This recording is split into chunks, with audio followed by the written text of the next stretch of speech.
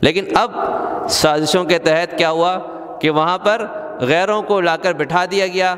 اور ابھی ایک میں کسی کا بیان سن رہا تھا، کہہ رہے تھے کہ آپ صلی اللہ علیہ وسلم نے 5 دور بتائے ہیں حکومت کے. فرمائے کہ میری حکومت میرے بعد میرے نبوت کے طرز پر حکومت ہوگی، جن کو ہم خلفائے راشدین کی حکومت کہتے ہیں.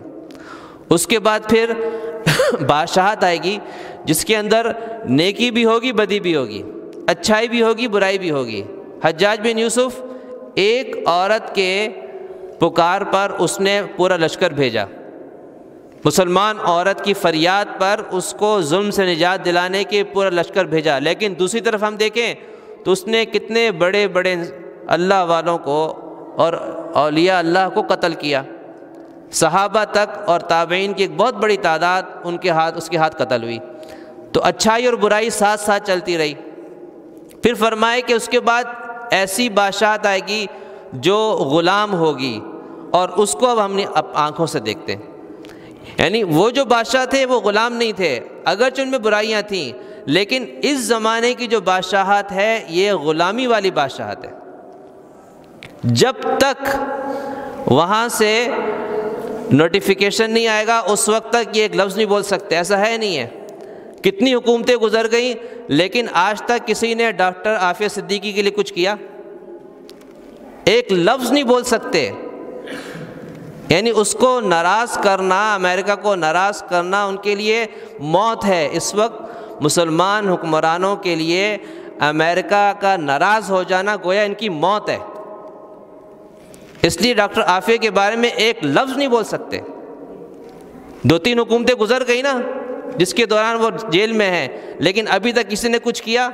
چانس دیا گیا لیکن کسی نے اقدام نہیں کیا. تو یہ وہ زمانہ ہے کہ جس کے بارے میں فرمائے کہ غلامی والی حکومت آئے گی. یعنی ہوں گے مسلمان لیکن نظریاتی طور پہ بھی ذہنی طور پہ بھی غلام ہوں گے، غیروں کے غلام. مسلمانوں سے ان کا کوئی واسطہ نہیں، مسلمانوں کے ہمدرد نہیں، اور ایسے بے بس اور بے حس میرے خیال سے تاریخ اسلام میں کبھی ایسے حکمران نہیں ملے جو مسلمانوں کو اس زمانے ملے ہیں. ایسے بے حس حکمران جو مسلمان کے لیے ایک لفظ نہیں بول سکتے، اسلام کے لیے ایک لفظ نہیں بول سکتے، مسلمانوں کو مظلومیت سے نکالنے کے لیے کچھ نہیں کہہ سکتے. صرف زیادہ سے زیادہ بیان بازی کر دیں گے لیکن عملی اقدام صفر ہے.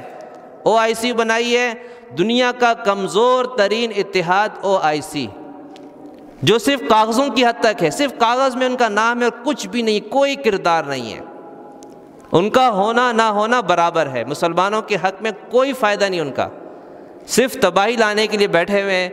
ہوتا وہی ہے جو وہاں سے آرڈر ان کو مل گیا، بس انہوں نے وہ کرنا ہے. زیادہ سے زیادہ کھائیں گے، پیئیں گے، ہگیں گے، موتیں گے، اٹھ کے چلے جائیں گے، گھروں میں بیٹھ کے آرام کریں گے. میٹنگ بلائیں گے لیکن سوائے کھانے پینے اور ڈکاریں مارنے کے کوئی کام نہیں ان کا. ایسا ہے یا نہیں ہے؟ تو ایسے بے حس لوگ، تاریخ آپ پوری ہسٹری اٹھا کر دیکھ لیں، آپ کو پوری ہسٹری